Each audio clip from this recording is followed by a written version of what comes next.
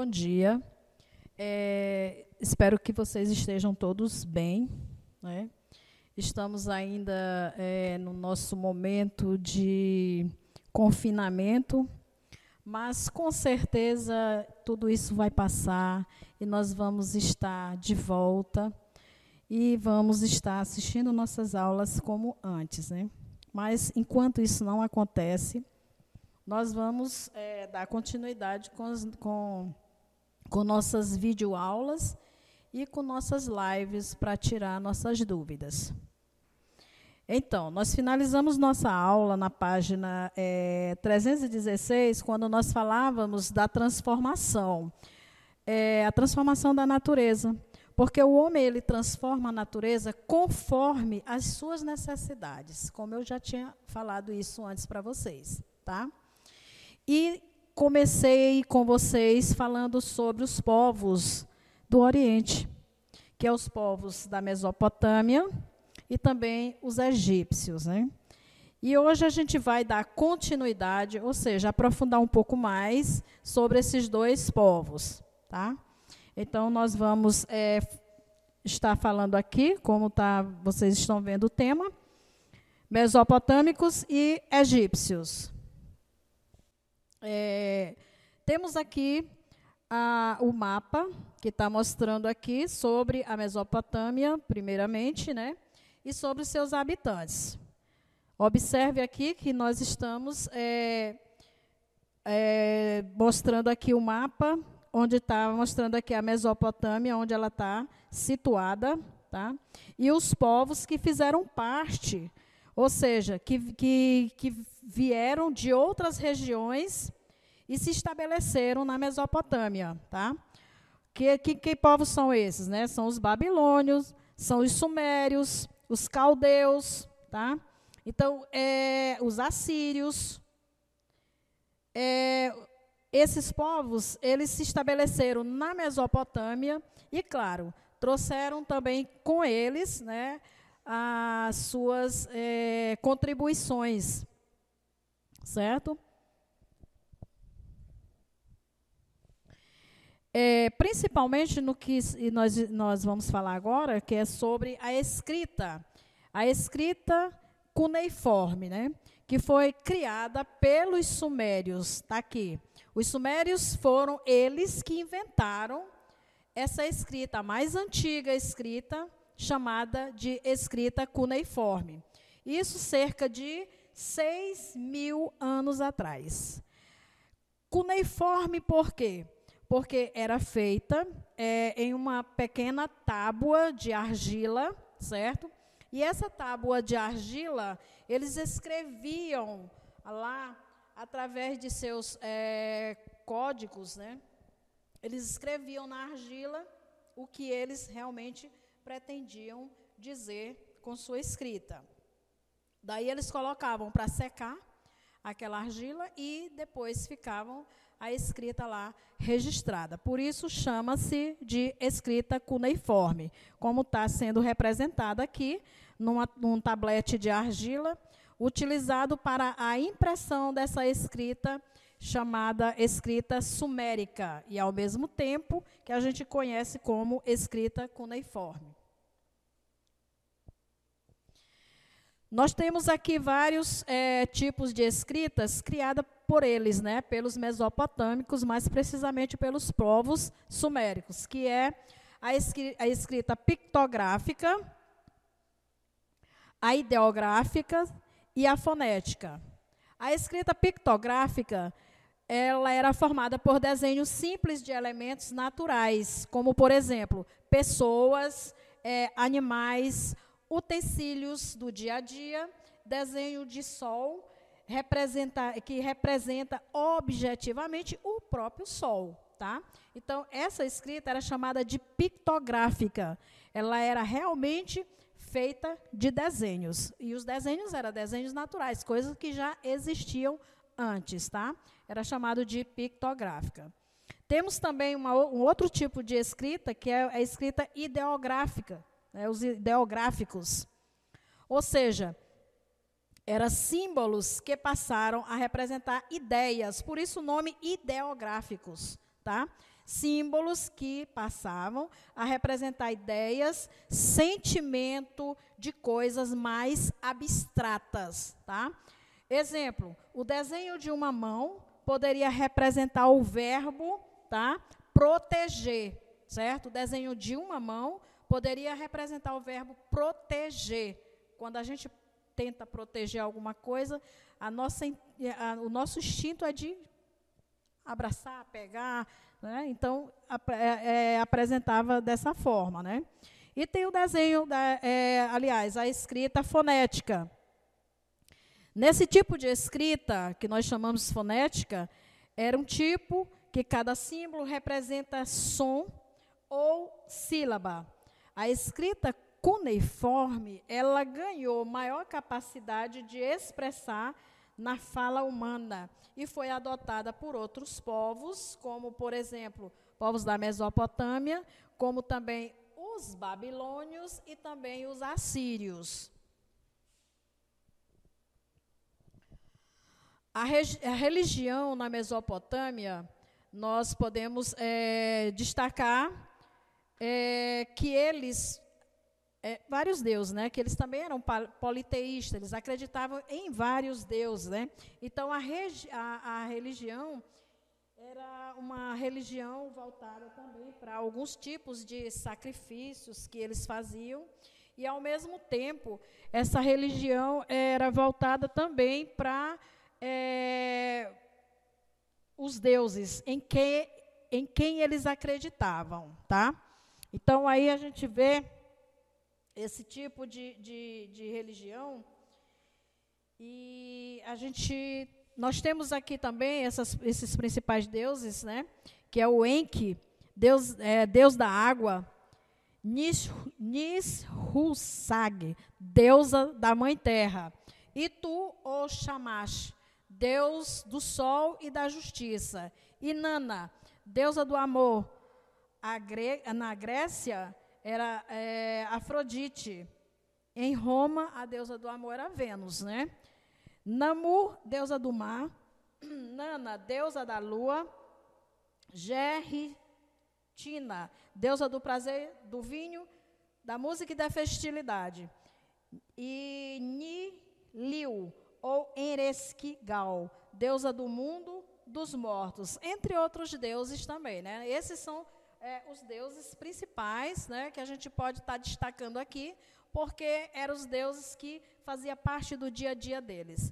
Eles não viviam sem adorar ou sem cultuar esses deuses, porque tudo o que eles faziam durante o seu dia a dia, durante a sua vida, era em prol desses deuses, ou seja, achando que tudo poderia estar dando certo na vida deles, porque existia a proteção desses deuses. Por isso existia Deus para tudo, certo? Então, aí a gente vê que a religião da Mesopotâmia era basicamente uma religião que era politeísta mesmo, acreditava em vários deuses, assim como também dos egípcios, né? Então, a religião mesopotâmia era isso aí, tá?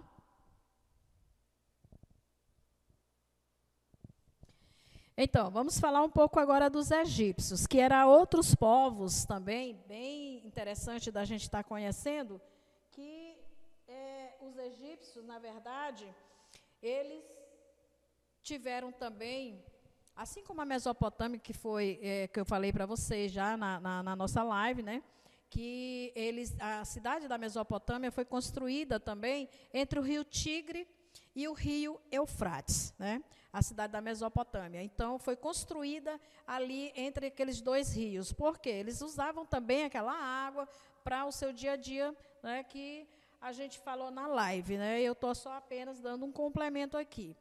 Então, vamos falar um pouco dos egípcios, né? Aqui nós temos como representação, quando falamos dos egípcios, imediatamente a gente se reporta para as pirâmides, né? A gente lembra logo das pirâmides, porque é basicamente o que representa os egípcios, né? Então, nós temos as pirâmides, as 3 pirâmides aqui, que estão marcadas, né? Queops, Khafre, Mycerinus, tá? E é uma história que está passando do presente, do passado para o presente. Por quê? Porque no Egito Antigo foi construída essas pirâmides. E no Egito atual, as pirâmides estão lá também, né? Para quem quiser visitar e ver. Então, é passado e presente juntos, se misturando. Os egípcios, na verdade, eles viveram também, essa civilização, às margens do rio Nilo, que eles também obtiveram com aquele rio, o rio Nilo, tudo o que eles necessitavam para o seu dia a dia. Eles usavam aquela água para tomar banho, eles usavam aquela água para lavar os seus pertences, para a construção daquelas grandes pirâmides e também de outros monumentos, né, a construção de suas residências, enfim, para a agricultura e também para a pecuária. Então, o rio Nilo, para os egípcios, foi de grande importância, né? Então, eles usavam a água do rio para tudo, né? Para tudo. Então, eles não tinham outra forma de viver se não fosse próximo ao rio Nilo, né? Além do mais, a agricultura deles, eles faziam as margens do rio, por quê? Porque eles aproveitavam quando as cheias, né, do rio baixava, e lá ficava o humo, ou seja, aquela terra preta que ficava às margens do rio, e lá eles faziam a sua agricultura, e de acordo com os nutrientes deixados, né, depois naquela terra preta, era uma terra boa para plantação. Então, eles também usavam isso, né? Sem contar também da técnica da irrigação que eles criaram, né? O que, na verdade, também eles fizeram canais, né? E, além do mais, essa técnica de irrigação servia para molhar a lavoura, né? Para que a lavoura não ressecasse. Temos também aqui sobre uma pequena história sobre o faraó, né? Para os egípcios, o faraó era um ser divino, ou seja, ele foi escolhido, tá, para ser Deus na terra, né? Ele era o próprio Deus, ele se considerava o próprio Deus, ou seja, o Deus vivo, Horus vivo na terra, né? Ele governava o império, né? De certo modo, ele estava com uma atividade em todos os aspectos, né? Mobilizado por ele mesmo, né? Coordenava construções públicas, era comandante militar, ele era o juiz supremo, era ele que decidia quem ia viver e quem ia morrer, era o juiz supremo, aquele que ia ser preso, quem ia ser solto, quem ia ser perdoado, enfim. Então, ele era um tipo de juiz, né, que resolvia todas as questões da sociedade egípcia. Tá?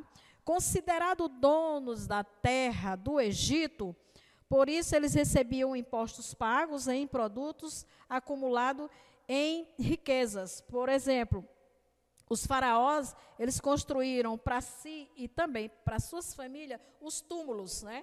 Os túmulos magníficos. Exemplo, as pirâmides é exemplo disso, né? Porque os faraós, eles, quando morriam, eles ficavam lá dentro do túmulo, mas lá na própria pirâmide, lá onde eles mesmo residiam aquelas pirâmides, era exatamente a residência deles após a morte. Se falando também aí da religião egípcia, eles também eram politeístas, né? Eles tinham deuses para tudo, né? Então, tinha Anubis, tinha Anu, tinha Ra, tinha também Shu, Horus, Sete, Tote, Osíris, Ísis, tá? Nato, Geb e Atum, e muitos outros deuses também, tá? Então, esses deuses eram considerados, assim, para eles, de grande importância. Eles tinham, os sacerdotes faziam uma certa aliança, um comunicado, que eles diziam entender o que os deuses estavam querendo dizer, né? Eles não faziam sacrifício humano, mas eles levavam oferendas, né? Alimentos, coisas que eles achavam que esses deuses iam se agradar com essas oferendas, né? Então, eles pegavam as melhores oferendas, o melhor alimento, as melhores frutas, tudo que eles achavam que esses deuses poderiam estar gostando de receber naquele momento. Então, através dessas oferendas também, dessa oferendas feitas para os deuses, eles recebiam em troca aquilo que eles pediam para os deuses, né? Ou seja, as glórias que eles tentavam alcançar através de seus pedidos, né? Então, existia deuses para tudo, né?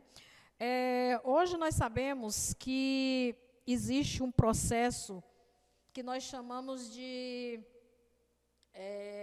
embalsamento, né? Embalsamar uma pessoa, quando morre, é preparar o corpo daquela pessoa para que essa pessoa possa ficar mais tempo antes do sepultamento, hoje na atualidade, né? Então, os médicos fazem todo um processo de preparação do corpo, né, através de alguns tipos de medicamento, e aquela pessoa recebe aquele produto no corpo para demorar mais tempo. Vai esperar um parente que vem de longe e tal. Então, tudo isso a gente herdou de quem? Dos egípcios, né? Houve um processo aí de mumificação no Egito, que era a preparação do corpo também, dos faraós. Quem fazia isso era apenas os faraós e suas famílias, e seus familiares, né? Por quê? Porque o processo de mumificação não era barato, era muito caro. Então, as pessoas de baixa renda não tinham condições suficientes para fazer esse tipo de trabalho, né? Com o corpo daquele ente querido que morria. Então, os faraós, eles usavam esse processo aí da conservação do corpo para a vida eterna, ou seja, para a vida toda. Então, eles achavam assim, que depois de mumificado o corpo, eles poderiam retornar à vida e o corpo estaria intacto, normal, né? Então, eles achavam que a mumificação seria a solução de retorno, né? Depois de passar pela balança de Osíris e tal, ali ele poderia ser perdoado e retornar novamente à vida. Por isso, eles eram, no sepultamento deles, todas as mobílias, né, a mobília deles, né, daquele faraó, as joias e toda a riqueza era ali posta junto ao corpo, porque eles achavam, até comida, né, até alimento eles também levavam para lá, porque eles achavam que eles iam precisar de tudo aquilo lá no outro mundo, aqueles que eles iam atravessar os 9 portais, né? Sobre os egípcios mesopotâmicos, é isso que nós temos que falar, que nós falamos agora, e na aula, na nossa live também, eu já tinha comentado sobre esses povos com vocês, e eu espero que vocês tenham entendido, certo? Que vocês possam ter ficado, se ficar alguma dúvida, a gente tira na live, né, também, e eu espero que vocês fiquem em casa, que vocês estejam bem, que vocês estudem, tá?